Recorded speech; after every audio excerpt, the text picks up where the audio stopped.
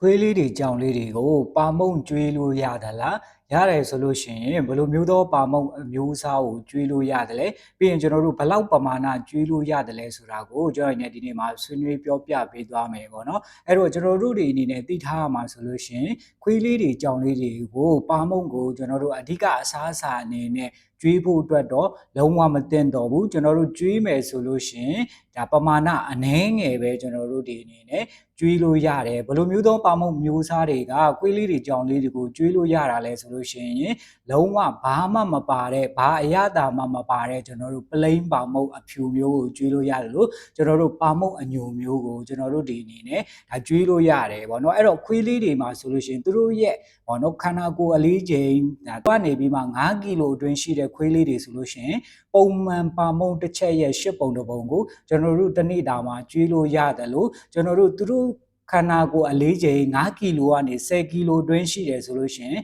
ပုံမှန်ပါမုံတစ်ချက်ရဲ့ကျွန်တော်တို့၄ပုံတစ်ပုံကိုကျွန်တော်တို့ကျွေးလို့ရတယ်ပေါ့နော်10ကီလိုကနေပြီးမှကျွန်တော်တို့20ကီလိုအတွင်းရှိတဲ့ခွေးလေးတွေကိုဆိုလို့ရှိရင်ပုံမှန်ပါမုံတစ်ချက်ရဲ့ကျွန်တော်တို့တစ်ပိုင်းပေါ့နော်တစ်ချမ်းကိုကျွန်တော်တို့ကျွေးလို့ရတယ်ပေါ့နော်အဲ့ဒါပြီးတော့လို့ကျွန်တော်တို့20ကနေပြီးမှကျွန်တော်တို့ဒီ30ကီလိုလောက်ရှိတဲ့ခွေးလေးတွေ40ကီလိုလောက်ရှိတဲ့ခွေးလေးတွေမှာဆိုလို့ရှိရင်တော့ကျွန်တော်တို့ဒါပါမုံတစ်ချက်ကျွေးလို့ရတယ်အဲ့ထက်ကြီးတဲ့အကောင်တွေမှာဆိုလို့ရှိရင်ကျွန်တော်တို့ဒါတစ်ချက်ခွဲကျွေးလို့ရတယ်ပေါ့နော်ကြောင်လေးတွေမှာဆိုလို့ရှိရင်ကျွန်တော်တို့ကြောင်ငယ်လေးတွေမှာဆိုလို့ရှိရင်ပါမုံတစ်ချက်ရဲ့10ပုံတစ်ပုံလောက်ပဲကျွန်တော်တို့တနေ့တာမှာကျွေးလို့ရတယ်ပြီးတော့လို့ကြောင်အလက်မှာဆိုလို့ရှိရင်ကျွန်တော်တို့ပါမုံရဲ့ပေါ့နော်ပုံမှန်ပါမုံတစ်ချက်ရဲ့4ပုံတစ်ပုံကျွန်တော်တို့ကျွေးလို့ရတယ်ကြောင်ကြီးတွေမှာဆိုလို့ရှိရင်ပုံမှန်ပါမုံတစ်ချက်ရဲ့ကျွန်တော်တို့ဒါတချမ်းတိတိကိုကျွန်တော်တို့ဒီအနေနဲ့ဒါတနေ့တာမှာကျွေးလို့ရတယ်ပေါ့နော်အဲ့တော့ကျွန်တော်တို့ဒီအနေနဲ့ဘယ်လိုမျိုးသောပါမုံအမျိုးအစားတွေကခွေးလေးတွေကြောင်လေးတွေအတွက်မသင့်တော်ဘူးလဲဆိုလို့ရှိရင်ကျွန်တော်တို့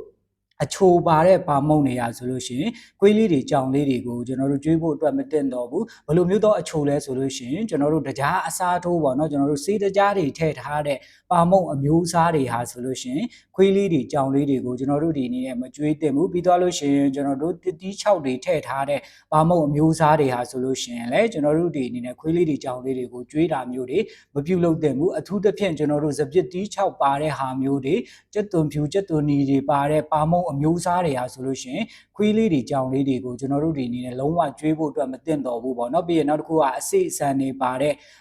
ပါမုံအမျိုးအစားတွေအခွန်မာသီးတွေပါတဲ့ပါမုံအမျိုးအစားတွေဟာဆိုလို့ရှိရင်ခွေးလေးတွေကြောင်လေးတွေကိုကျွန်တော်တို့ဒီအနေနဲ့လုံးဝမကျွေးသင့်ဘူးပြီးရင်ချောကလက်ကိုအခြေခံပြီးမှထုတ်ထားတဲ့ချောကလက်အရသာချောကလက်အနံ့ပါတဲ့ပါမုံအမျိုးအစားတွေကိုလည်းကျွန်တော်တို့ဒီအနေနဲ့ခွေးလေးတွေကြောင်လေးတွေကိုမကျွေးသင့်သလိုပြီးတော့ရင်ဒိန်ခဲတွေနဲ့ပြုတ်လုထားတဲ့ပါမုံအမျိုးအစားတွေဟာဆိုလို့ရှိရင်လည်းခွေးလေးတွေကြောင်လေးတွေကိုကျွန်တော်တို့ဒီအနေနဲ့ကျွေးဖို့မသင့်တော်ဘူးပေါ့နော်အဲ့တော့ကျွန်တော်တို့ပါမုံကျွေးတော့မယ်ဆိုလို့ရှိရင်တတိထားရမယ့်အချက်ကတင်းရဲ့ခွေးလေးတွေကြောင်လေးတွေကဂျုံနဲ့ဓာတ်မတည့်မှုရှိသလားမရှိဘူးလားဆိုတာကျွန်တော်တို့သိဖို့လို့တို့ပြီးရင်နောက်တစ်ခုကတို့အစာချေစနစ်နဲ့ပတ်သက်ပြီးမှဒါပြဿနာရှိထားဘူးတဲ့ခွေးလေးတွေကြောင်လေးတွေကိုဆိုလို့ရှိရင်ကျွန်တော်တို့ဒီအနေနဲ့ပါမုံကိုလုံးဝမကျွေးသင့်တဲ့အထဲမှာပါတယ်ကိုကကျွေးနေကြမဟုတ်ဘူးကျွေးကျင်နေဆိုလို့ရှိရင်အနည်းငယ်ပမာဏလောက်ကိုကျွန်တော်တို့